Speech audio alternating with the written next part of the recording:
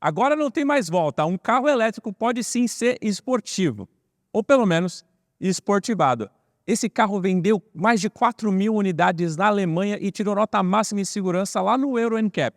Mas e aí, será que esse carro substitui um Polo GTS ou de repente um BYD Dolphin Plus é mais legal que ele?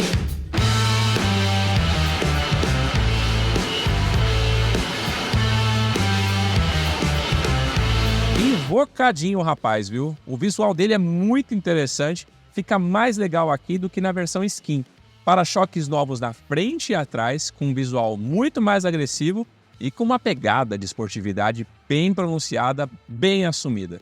Nas laterais, rodas de 18 polegadas com pneus de perfil baixo e por toda a lateral, frente e traseiro do carro, a gente tem esse acabamento escurecido com uma superfície que imita fibra de carbono para dar aquele reforço na pegada visual esportiva.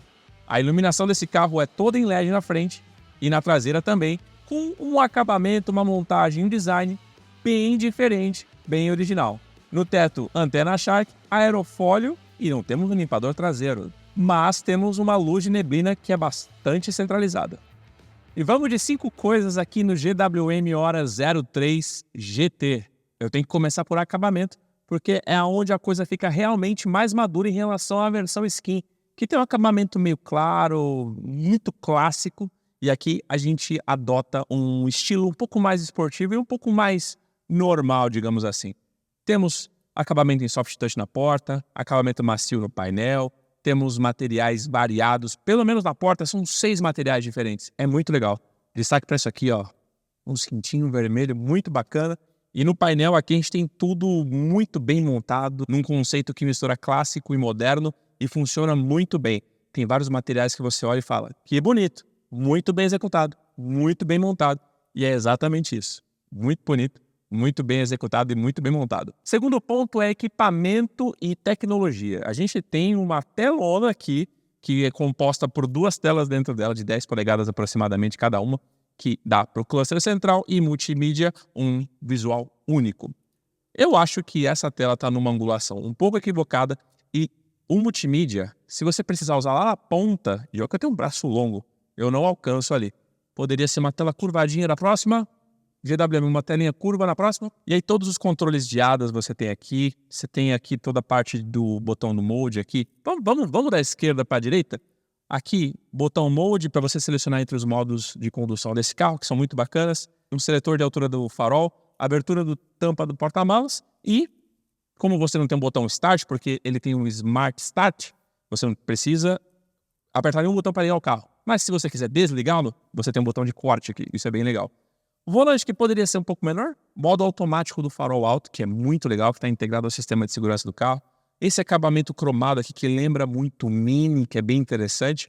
E, bom, todas as partes em que alguma coisa fica em cima, por exemplo, essas superfícies aqui do console, como carregador por indução, esse porta-trecos, aqui embaixo do apoio de braço, aqui onde fica um porta-copos, é emborrachado. Faltou para essa parte, mas é bem legal. USBs, 3, todas do tipo A. Uma para carga e outra para dados, e aqui atrás, 3. A terceira, na verdade, porta fica aqui. Depois a gente vai dar uma olhada ali. Uma porta 12 volts. Poderia ser mais legal? Um detalhe, por exemplo. Aqui no H6 GT, a gente tem um monitor de atenção do carro, que é exatamente esse lugar que fica. E na versão europeia desse cara, realmente tem. Aqui foi devendo. Bom, é equipado, completo, bem interessante, mas com mínimos ajustes leva a 10 e passa de ano. Teto solar. Animal. Terceiro ponto, ergonomia. Bom, eu mencionei rapidamente o volante porque eu sinto que ele é muito grande para o carro. E realmente ele é muito volumoso, ele é redondo e imenso e o botão da buzina é igualmente imenso e não tem nenhuma cavidade aqui para você segurar melhor, para ter uma aderência mais bacana. Ele é puramente reto isso aqui. Poderia ter um apoiozinho ali para você, de repente, ter umas curvas mais na mão, digamos assim. Bom, não é ruim, mas poderia ser um pouquinho mais esportivo, já que a proposta dessa versão GT é essa pitadinha a mais. Regulagem elétrica dos 2 bancos aqui na frente. Eles têm massagem, eles têm ventilação e o banco do motorista tem memória, que você aciona aqui pela central multimídia. É um pouco trabalhoso, eu acho. Isso poderia ter um botãozinho aqui, mas já que o conceito novo agora é economizar botão, é o que nos resta. Mas em termos de ergonomia, visibilidade, que é ótimo, tem um destaque muito legal aqui, que é eu nunca vi isso. Se você viu isso em algum lugar, por favor, comenta aí no vídeo e fala, eu já vi isso no outro carro, que é o retrovisor, a borda do retrovisor interno ter borracha. E a pegada para você fazer a regulagem fica muito mais fácil. Você não fica, tipo, parecendo que vai estraçalhar isso aqui. Você pega um jeito simples e movimenta. A visibilidade dos retrovisores é muito boa. Incrível como esse formato favorece muito a visibilidade em altura e em largura. É muito bom mesmo, de verdade. Então, assim, para fechar esse ponto de ergonomia, quem tá aqui tá bem. Poderia ter um apoiozinho lateral aqui melhor nos bancos? Poderia, mas também não é tão assim a proposta do carro, né? Não é tão esportivo assim. É esportivado, né? Quarto ponto, espaço traseiro. Eu vou entrando aqui para vocês terem uma noção do trabalho que dá a entrar. Não é muito grande, é muito tranquilo. É um carro baixo. Vocês estão vendo que eu tenho aquela levantadinha aqui, rola aquela levantadinha, aquele triângulo de espaço em que o joelho fica acima do quadril, e aí viagens longas podem cansar um pouquinho mais. Enfim, pessoas menores vão se dar melhor que eu, que tenho 1,84. E o banco também está regulado para mim aqui em 1,84. E a situação é essa. Muito espaço. Tenho 2,5 dedos aqui, tá tudo certo. Não sinto falta de espaço. O túnel central é mais baixo do que parece porque o tapete é meio que tem um formato aqui, ele afunda. Então, ele tem um bom rebaixo aqui. Fica devendo saída de ar-condicionado, sim. Falta uma porta USB mais moderna e mais uma, porque só tem uma do tipo A. A gente não aproveita o teto panorâmico aqui. Aliás, o caimento do teto já vem aqui para a moringa, para quem é mais alto como eu aqui. E, eventualmente, naquelas lombadas você vai bater no teto. 2 porta-copos aqui, fechando agora. Cintos também vermelhos. Apoios de cabeça que se movimentam, que está ficando cada vez mais raro também ultimamente, né? Muito legal, eles se movimentam. Porta-revistas aqui. A porta, nesse caso, é em plástico rígido. Temos 7 airbags nesse carro. É de joelho o 7º? Não. É um airbag central. Tanto é que tem etiquetinha aqui. E em caso de colisão lateral, por exemplo, as pessoas que estão na frente, se houver mais de um condutor especialmente, tendem a se chocar lateralmente. De repente, bater cabeça com cabeça, isso pode ser pior do que o próprio acidente. Então, para esses casos, existe um airbag que infla aqui. E aí fica um pouco mais seguro esse carro. Lembrando que esse carro tirou 5 estrelas no Euro NCAP. Falta o Latin Cap? Falta. Mas a tendência é que seja o mesmo resultado. Vamos de porta-malas? São apenas 228 litros. A abertura é elétrica, de um jeito raro nesse segmento, porque a gente costuma ver isso mais em SUVs. Apenas 228 litros. Cabe muita coisa aqui pequena, várias coisas pequenas, poucas grandes não.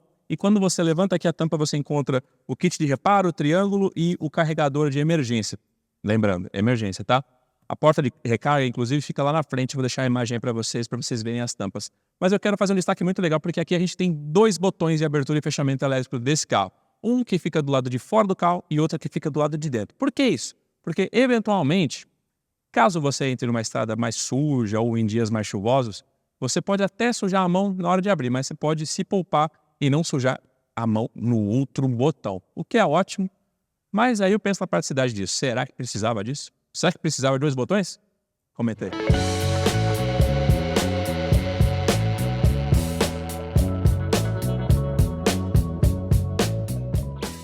Agora sim, a bordo do GWM Hora 03 GT.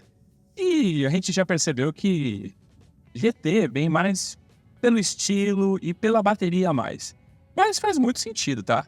Bom, a gente tem 171 cavalos e 25 kg e meio de torque. Motor é dianteiro, tração é apenas dianteira, câmbio de uma marcha. E esse carro tem o 0 a 100 na casa dos 8.2, 8.3 segundos. Varia um pouquinho aí de alguns resultados oficiais e alguns medidos por V-Box. Mas no final do dia você tem um carro elétrico que tem uma performance legal. Mas não é melhor que o Dolphin Plus, da BYD. O concorrente direto desse carro até em preço. Tem o mesmíssimo preço, inclusive. E qual vantagem Maria leva? Bom, aqui a conversa fica na casa do estilo, do espaço e aquela coisa um pouco mais natural, porque você não tem um torque absurdo para ficar te empurrando, girando até certo desconforto. Isso é muito doido, porque é divertido até certo ponto, né? Você ter bastante torque. Especialmente quando você tá vazio, especialmente quando você tá na macia. Mas, cara, você para e pensa. Você precisa de muito torque assim todo santo dia? Não, né? Bom, apesar desse carro ser relativamente pesado, né? Chega a ser mais pesado que o Jeep Compass. São quase 1.600 quilos aqui. Vou deixar o número exato para vocês. É um carro bem coordenado. Por conta do vigor que ele tem, né? Desse torque que ele tem, ele acaba tendo, né? Na verdade, nem é o volume de torque, a quantidade de torque, mas sim o fato do torque instantâneo, sabe? Acaba sendo bem mais interessante.